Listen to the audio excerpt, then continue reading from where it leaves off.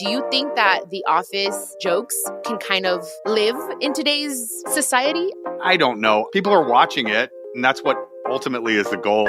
In real life, how are Kevin and Brian different? Well, first of all, spoiler alert, I don't talk in quite the same way.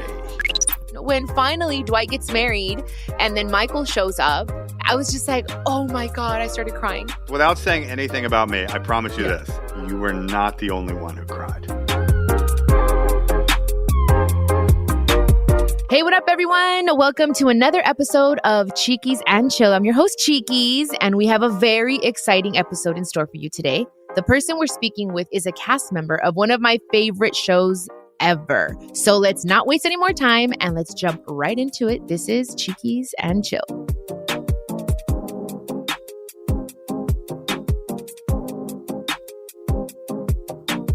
Today's guest is someone I'm really looking forward to talking to. It's none other than Brian Baumgartner. You may know him as Kevin Malone from the Emmy-award winning TV sitcom The Office, or you might know him as the host of his podcast, Off the Beat. Welcome to the show, Brian. Thank you, Chiquis. How are you? I'm good. How are you? Good. I'm glad to be here. Thank you. I'm so excited. I cannot believe that I'm talking to you right now. Thank you so much. I'm a huge, huge fan of The Office. Honestly, I'm one of the later fans. Like, I started watching it, I want to say like about a year ago. I'm like so into it. And everyone asks me, who's your favorite character? I'm like, it's so hard because I love you all for like different reasons. But I kind of wanted to talk about that, being a part of The Office. And do you think that The Office, like a lot of the jokes that have been made can kind of live in today's society, I guess? We get asked that question a lot now. I mean, look, here's the thing. We haven't filmed anything now in about 8 years, right? And for most of the time we were the number one show on NBC, right? So we were good, but for us, we never felt like we were like Friends or something, like huge billboards and ads and the cover of Vogue or whatever. Yeah. That wasn't it. However, now, 7, 8 years, and this started several years ago, we're currently the most watched show in television. So of all the new shows, people talk about Squid Game or Succession or whatever it is, more people are watching The Office now than any other show in television. So part of what I have been exploring over the last couple of years is why? What happened? Like, why are more people watching it? Why do we have new fans like you, Chiquis? Why are you finding it now, well after when we ran? And I think that the universality of the show, I mean, we have one producer who just says, well, because it's funny. Like that's it. I think that's true, but I think that really it's about, especially during the pandemic, this time when we were all sort of searching for a connection. We couldn't go out the way that we used to go out. We couldn't see our friends. If we had family across the country, we couldn't see them. And so I think that The Office became a show that people started using to find a connection with people.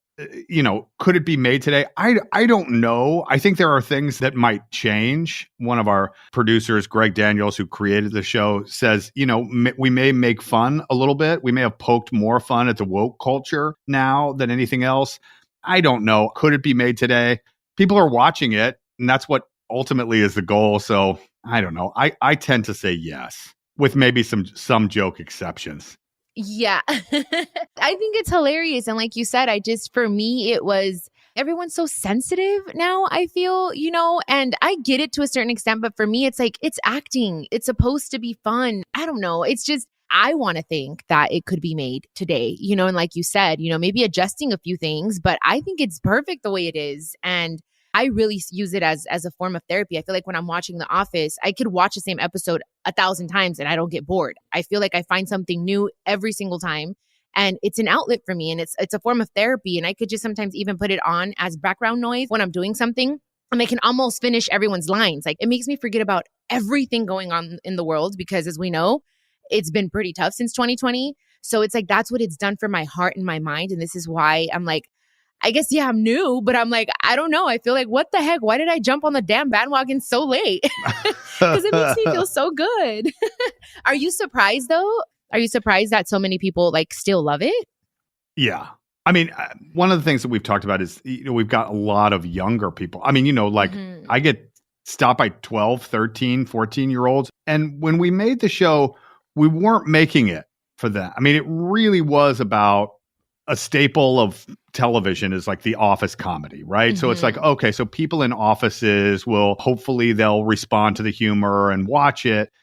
But I think that the young people was really surprising to me. And then I've come to a discovery through conversations with multiple people about this, which is that there's a correlation between an unreasonable boss who makes his employees do unreasonable things while sitting next to people that you don't choose to sit next to year after year after year. There's a close correlation between that and an unreasonable teacher who makes their students do unreasonable things while sitting in a classroom next to these people that you don't necessarily choose to sit next to. And so I think that while 13, 14, 16-year-old people don't have the office experience, they do have an experience of being in a confined area. Right. with a bunch of other people with different personalities that ultimately you have to form some sort of bond with to get through day after day after day. And I think to your point, that's one of the things that's been really surprising to me, that not to put words in your mouth, but essentially like it brings you comfort. You put it on even if you're not watching because it makes you feel good in a way. Yes. And I think that's the thing that people miss. Michael Scott may say inappropriate things, non-PC things you quote unquote can't say today. Yeah. But it's always been confusing to me because the overall message is he says something and you have 13 people looking at the camera or responding in a way which is, you can't say that. You can't say that thing. So this has always been confusing to me. To me, it's actually very progressive in that way. It is telling you in some ways or other what you can and can't say. Yes. We had mandatory sexual harassment seminars from NBC Universal, right? This huge conglomerate. So just like if you were working in an office, we had to get sexual harassment training once a year. We had to sit in a room and sign in for their corporate whatever. And this is not a joke. This is true. In that seminar, the HR people that they would bring in to teach these seminars would show clips from the office showing what you couldn't do in the workplace. So we're all sitting there watching ourselves on TV showing, doing what we are told we can't do. A very weird thing. But anyway, I think that the message of the show is, these are things you can't do or can't say. Yeah, like you said, I would see Pam's face all the time and she'd look at the camera. She's like, like she'd nod her head like, I just can't believe you just said that. But it would make it so freaking funny. And I'm just like, guys, like I see it as, again, acting. But anywho, now let's talk about Kevin. So in real life, how are Kevin and Brian different? Are they very different? Do you guys have any similarities at all? Well, first of all, spoiler alert, I don't talk in quite the same way. So that would be a difference, I guess. You do it so good. I talk a little faster. Let's say this. The basketball episode was not edited. That was me. So I guess I can shoot the rock. Ooh, that we're similar at that. Nice. We shot a golf episode. I play a lot of golf. So that's true. Okay. And I do like to bet on golf. That is true as well. Okay. I like to play cards. So maybe that's true as well. I know you know music, so don't be alarmed here. I do not play the drums. Oh, really? I do not play the drums. But I'll tell you a funny story. I fooled Alice Cooper, which might be my greatest claim to fame. Nice. I showed up at a charity event for Alice Cooper. We're on our way. There's like a big benefit concert, and they've got tons of musicians singing and playing instruments.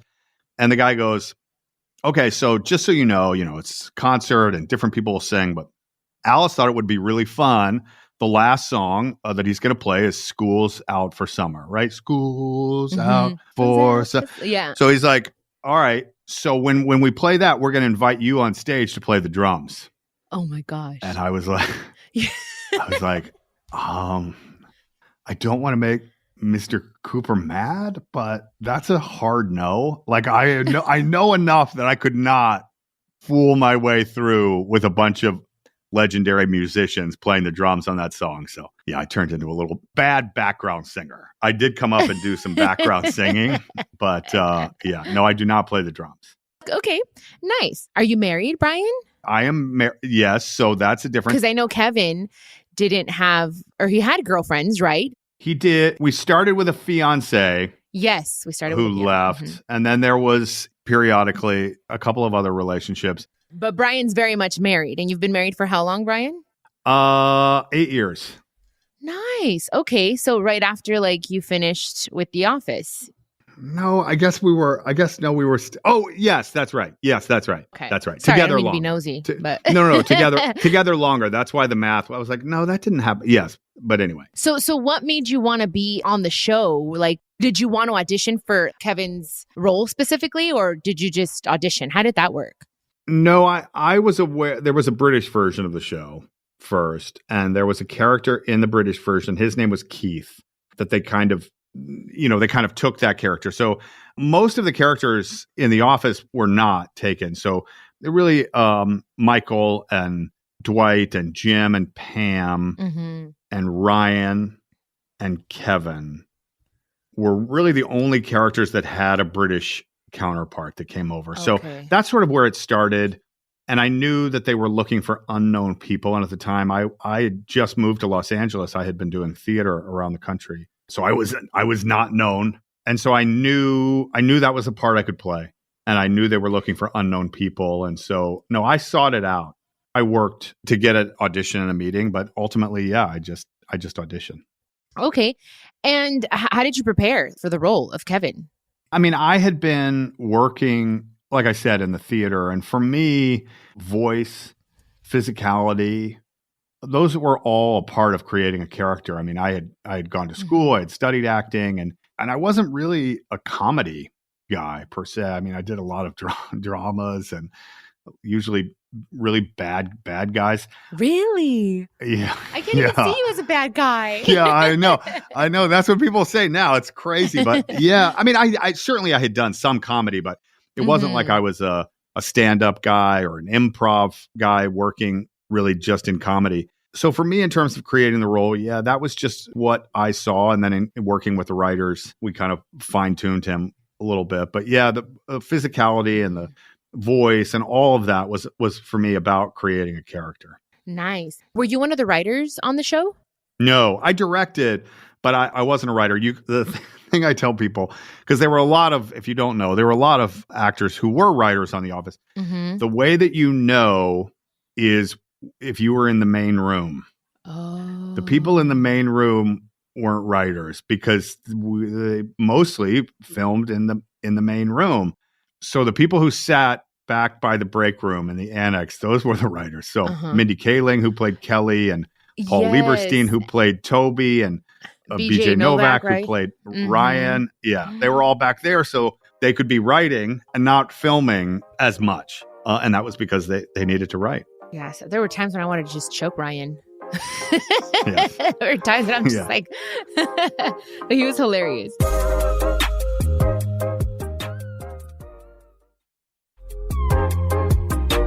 So then Michael Scott leaves. And I'm going to be honest, okay? When Michael Scott left, I was like, I don't know if I want to watch anymore because it's like he was so huge. Like it's never going to be the same. And I got into the show because of my boyfriend. He's a huge Office fan. I'm like huge.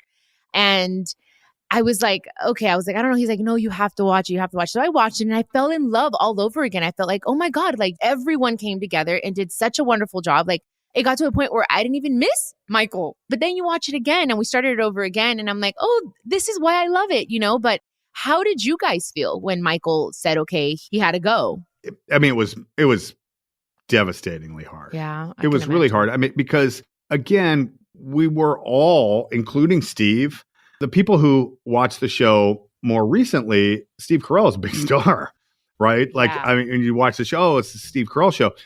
But, you know, at the time, nobody was famous. Nobody was known. 40-Year-Old Virgin didn't come out until our second season. And that's really when he went bonkers. Right. So we all kind of grew up together. And The show struggled in the beginning in terms of getting fans. And so, we all just sort of bonded together. So when he left, it really was like one of the gang is gone and kind of the papa is gone. Yeah. And the thing you have to know also is that as much of an amazing creation that Michael Scott is, Steve Carell is a better guy than even that creation. So we were losing kind of an amazing character, not just in our show, but in my opinion, in the history of television. But we're also missing like our leader, our friend, who we had all kind of grown up with in the industry. So it was really tough. I think in terms of, for us moving forward, he's talked very publicly about why he left. I mean, he was the central story for 7 years, and he felt like he wanted the character to have a journey from having his family be The Office to maturing and growing enough as a human being to be able to have his own family and someone that he fell in love with. So that journey had happened. And after that, he felt like it was just time. It was time for him to go. So we all felt like there were parts of the other characters that now we just had more time to tell once he was gone. And so that was really what our focus became, was just further exploring the other characters that were left. Yeah, you guys did amazing with it, because I really thought it's going to be just way too different, and when I got around to watching it, and I'm like, no, everyone came together and did an amazing effing job. I was like, I loved it. I was like, okay, well, Michael's not here. And I kind of just forgot. But I mean, I love him. And I think that Steve Carell is just an amazing human being and actor. But I was wondering about that, because I was like, I felt it. I cried. I was like, when he left, I was like, what the heck is going on? But I think that's big of him too, of saying, you know what, sometimes we do have to accept, like, this is good for this season of my life, and now I'm moving on to the next phase. And he did it both for himself and the character, so I think it worked out fairly nicely. I'm sure it was difficult, but yeah. I mean, and look, I mean, and I'm not trying to undercut any of that, because that is the truth. But by the same token, the fact that he was there producing or, acting in almost 30 episodes a year after he became kind of the largest comedy star on the planet after 40-Year-Old Virgin, and the movies that he did and the opportunities that he had, the fact that he stayed around, his contract was for 7 years. Right. Everybody else over time extended their contracts. He lived out his contract. He didn't leave. That was the thing, is he didn't really leave. He did his job. He did it the whole time he was there. He loved it. He's talked a lot about it. He and I talked for my podcast about that transition for him. But the fact that he stayed that long after what he had become, really like at the beginning of our second season, it is also really just like a credit to him as a human being. Absolutely. That he didn't just say like, okay, guys, I'm good now. Thank you so much. And I'm going to go, do the next Ghostbusters or whatever. No, he was a man of his word. He said, this is my contract. I'm going to live it through. And he gave his best. I mean, I'm sure it was a lot of work, because he was doing everything all at once. Are you guys still friends? Oh, yeah. I mean, we, just like everybody, right? I mean, there's been time. A lot of people don't live in the same city anymore. People have kind of moved around the country, and obviously the pandemic but I tell people we have a group text that we use fairly often. And then, that's awesome. Some of us get together. Oscar and I tomorrow morning are going to Oklahoma City to do something together. So, there's different things that happen. And that's awesome. Tell Oscar I said hi. I will. I will. He's like, who is that chick? But anyways, I love Oscar. He's freaking awesome. Okay, so tell me, life after The Office. It finished in 2013, correct? Yeah, that's about right. Yep. Did you take some time off? Yeah. I mean, I'll be honest, like, no one should cry for any of us, but most and especially now, right? I mean, most of the shows you start watching are 9 episodes or 10, or even the network television shows were 20, 22, and we were doing 30. So, I mean, we were working almost year round. The other thing people don't realize is that it's 12 to 14 hours a day on set. I mean, just in terms of the amount of time. So that's 60, 70 hours a week. There was just very little time for anything else, in addition to the other kind of requirements that go along with doing a show, press and so forth. So yeah, I think I took some time, and also became very strategic in terms of the types of roles that I wanted to play. I wanted to be sure to make decisions to do different things, and started doing more in the film space and in the drama television space, as I talked about before. So, and then, really the last couple of years, I've almost returned in a way because of the phenomenon that The Office became. I kind of became the historian in a way. Myself and Ben Silverman, we wrote a book. You're now speaking to a New York Times bestselling author. Welcome to Dunder Mifflin. Yay! If you haven't checked that out, we put a bunch of never before seen photos in there and kind of went back and retold the story of the show and how it came to be.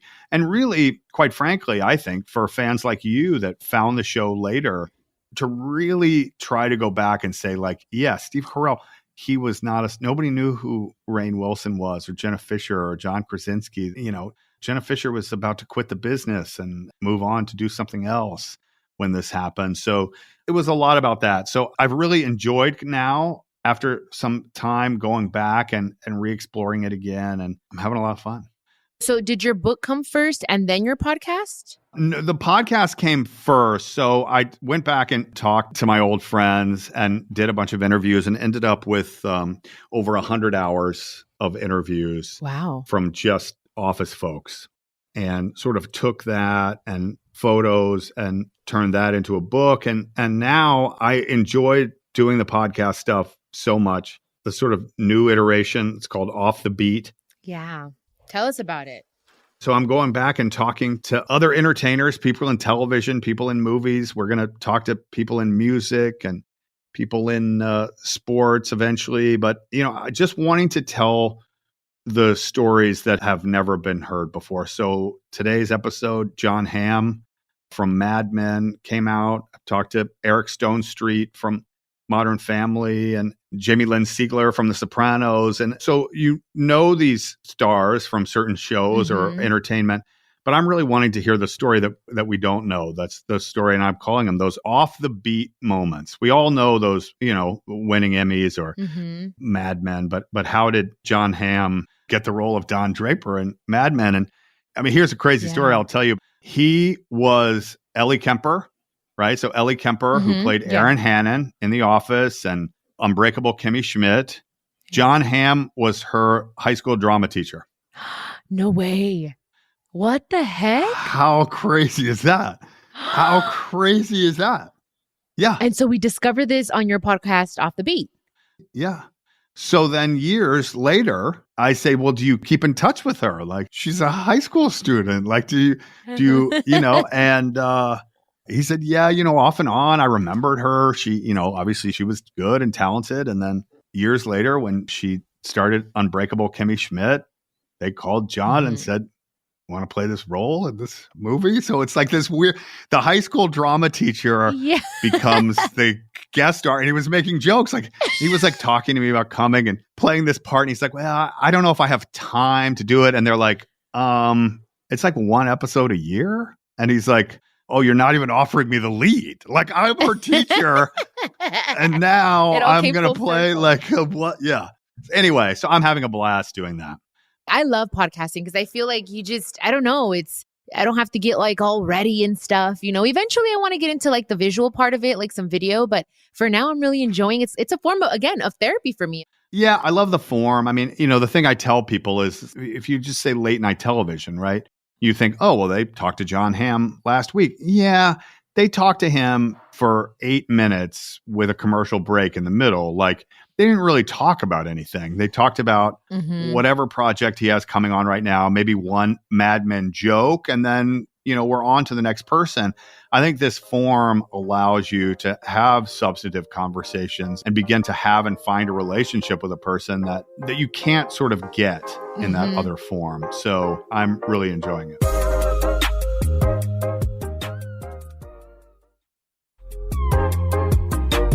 I have a Q&A. Are you down to do that with me right now? I'm down. Let's go. Who's your favorite character on The Office? Kevin Malone. That's right. Yes. I do think, however, in terms of just character, that Michael Scott is amazing. The character of Dwight Schrute is just the character, everything about him, the dichotomies within himself, that he's a anime loving, Trans Am driving, heavy metal listening, like chess playing. Nothing makes sense to it, but I think it's genius. See, that's the thing. I love all of you guys at different times. I can't pinpoint one. I really, really, really can't. Even like Todd Packer, sometimes I was just like, oh my God, I want to just choke him too. But then he's freaking funny. So I'm like, I don't know. I can't choose one. So, I mean, someone just came up to me the other day on the street and was talking about their favorite moment of the show. And I said, what was it? And that's the crazy thing. I get so many, but they were like, oh, when Todd Packer makes the cupcakes and you guys are laced and you and Andy go into that like trip scene. I'm like, oh yeah, that was so much fun to do. That was so much fun. That was so fun. Yeah. Yeah, there are so many moments like that. I love it. Yeah, that's one of the times I was like, oh my God, I don't like this guy, but I love him. It's you know, love and hate relationship. Right. Okay, so who's your favorite actor on the show? Oh, I can't answer that, but I will tell you this. I've said it many times. The funniest person off screen is Oscar Nunez. Really? Oscar Nunez is the funniest. Yeah. Oh my goodness. Okay, I love Oscar. I have a question actually. Okay, so Phyllis, I hear that she was trying to find cast, or what's the deal with Phyllis? She was a casting director. Yeah, she was the assistant casting director on The Office. And what happens oftentimes, Allison Jones, who's a genius and has cast basically every comedy that anyone who's listening to has ever liked. Allison Jones is the casting director. And so a lot of times they're like, you know, talking to the producers and doing stuff when people are reading. And Phyllis was the person who read with us, right? So like, imagine if I'm auditioning and I have a scene with Angela or something. So she's reading Angela's lines off camera while I'm auditioning for the role. And the director, Ken Kwapis, told stories. They would have these long sessions and so forth. And he found himself that he kept looking over at Phyllis. And he's like couldn't, and he was like, to the detriment of like probably some of the actors who auditioned, he just couldn't stop watching Phyllis, and eventually went to Greg and was like, she has to work here. And so that was how the character of Phyllis was created. That's crazy. Wow. Yeah. My boyfriend was telling me that. I was like, I don't believe you. He's like, I swear, ask Kevin. Yeah. I was like, I'm going to ask. And not to like sell the podcast, but she and I had a long conversation in which I learned that all of that is true. But more than that, when we started filming, she felt self-conscious because she wasn't an improviser. She wasn't an actor. And she felt like she was behind and was afraid she wasn't being good. And so she would leave work and she went and picked up books on improv, and at night would read books on improv as we started shooting the show. Yes. She told me that. I had no idea. No idea. How cute is she? And I thought she was so awesome. I was like, I really thought she was an actor. And she's freaking like, I wanted to always just hug her and have her bake cookies for me. And I'm just like, I didn't even know that. That's so great. So she was like, I want to be great at this. And she was. Yeah. So the chili scene was a very popular scene for Kevin. What's your favorite scene or episode? I mean, it really changes the series of episodes where Kevin meets Holly. In terms of playing that was really fun. That was really fun. Yeah. That was a cool moment. And how she thought you were special Slow, or something. Yes, yes, that's right. She would speak to you. I was like, that's right. Oh my gosh. The one I loved was when you gave, Michael was looking for a girlfriend and you gave him Wendy's number. And it was Wendy's. The fast. Yeah. Oh my God. Hilarious. Yeah, I love that. That, and also, can you please do it about the cats when you said, no, you're not supposed to eat cats, Kevin. You can't eat cats. You can't eat cats, Kevin. Yeah. I loved it. Oh my God, I have so many. Oh, and then the very last one, when finally Dwight gets married to Angela and then Michael shows up. I was like, oh my God, when Jim said, I can't be your best man. And like he comes and I was just like, oh my God, I started crying. Beautiful. Yeah. I promise you this, without saying anything about me, I promise you this. You were not the only one who cried. Oh my gosh. Did you cry? Brian? I'm Kevin, not answering that. I'm just letting you know for sure you weren't the only one. Yes. Dude, I was bawling. I was like, this is perfect. I just felt like it all just came together. And he didn't even talk much. He just stayed like behind and let everyone else do their thing. And it was just so beautiful. I was bawling. I've watched it like 3 times already. I think I probably I'd cry again. So what's something you think the audience got wrong about Kevin?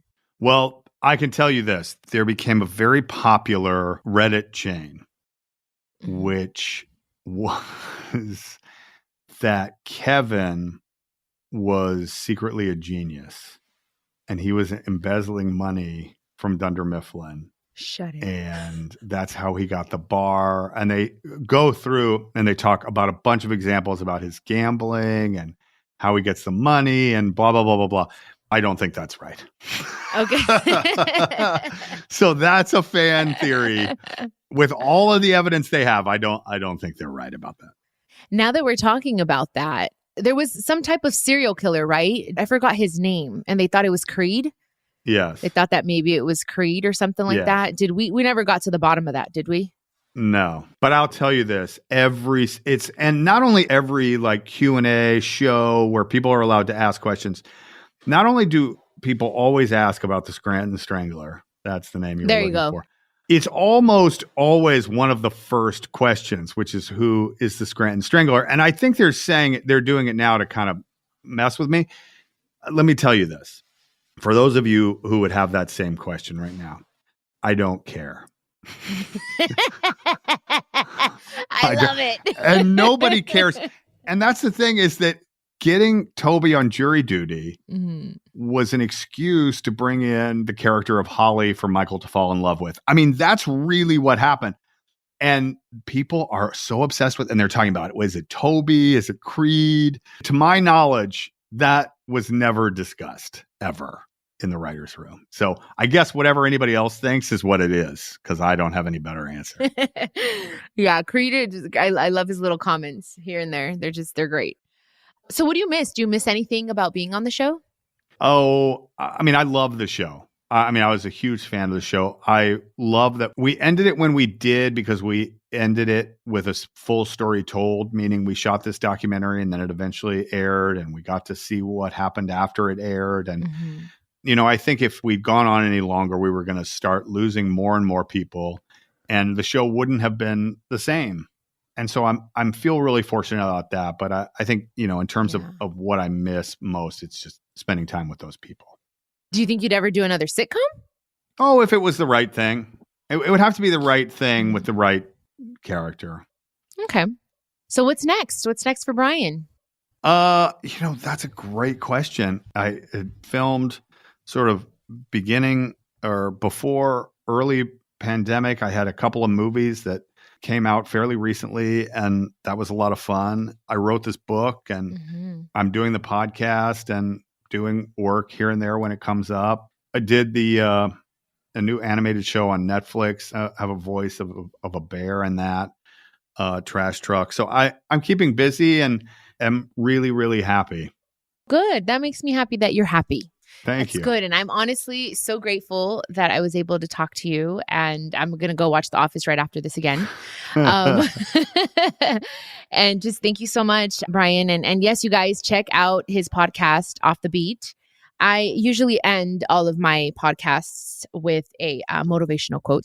Okay, perfect. I need you to motivate me, Chiquis. Yes, I got you. Here you guys go. All endings are also beginnings. We just don't know it at the time.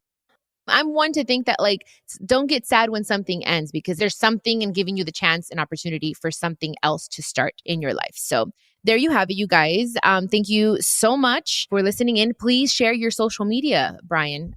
My social media, everything is B Baumgartner at Instagram, at Twitter. I have one TikTok video. I was like, I'm going to get on TikTok now. And I don't do it. It's very time consuming. TikToks are something else. During the pandemic, I was killing it on TikTok. And then after I just started getting busy again, and I'm just like, F it. I just can't. It's like a lot of work. It's a job in BB itself. Baumgartner. Yeah. All right. Awesome. Well, there you guys have it. Thank you so much for listening and tuning in to another episode of Chiquis and Chill. This was an amazing one. You guys, I love you guys so much. And besitos a todos. This is a production of iHeartRadio and My Cultura Podcast Network. Follow us on Instagram at My Cultura Podcasts and follow me, Chiquis, that's CHIQUIS. For more podcasts from iHeart, visit the iHeartRadio app, Apple Podcasts, or wherever you listen to your favorite shows.